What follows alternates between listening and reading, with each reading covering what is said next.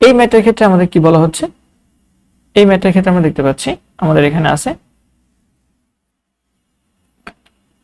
y equals to root over something দেখাইতে হবে 1 minus x square dy by dx equal to x plus xy equal to 0।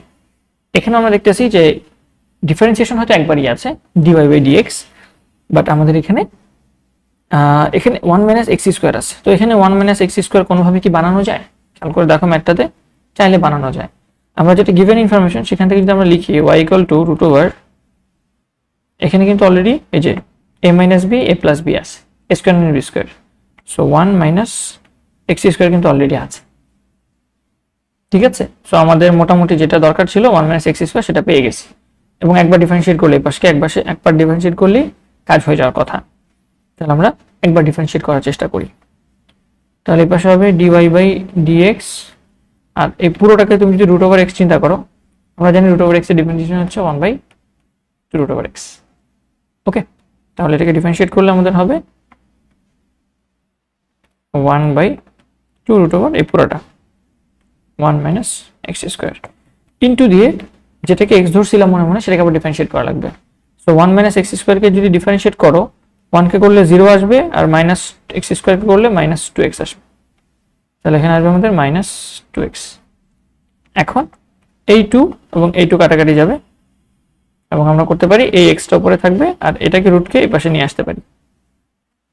ঠিক আছে, তাহলে আমরা যদি এটা করার চেষ্টা করি আমরা বলতে পারি এখানে root over 1 minus x square আসলো dy by dx equals to আমাদের এই পাশে থাকলো কত, সব তো নিয়ে আসছে এই পাশে, জাস্ট আমাদের থাকলো মাইনাস x।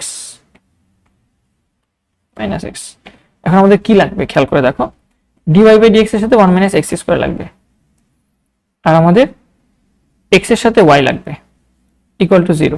তুমি এই x টা এই পাশে নিয়ে আসতে পারো, x টা এই পাশে নিয়ে এসে আমরা হয়তো কাজ করার চেষ্টা করতে পারি। এটা করলে মনে হয় বেটার।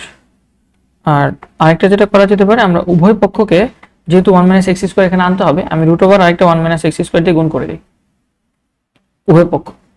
তাহলে আমি উভয় পক্ষকে 1 minus x square দিয়ে গুণ করি রুট ওভার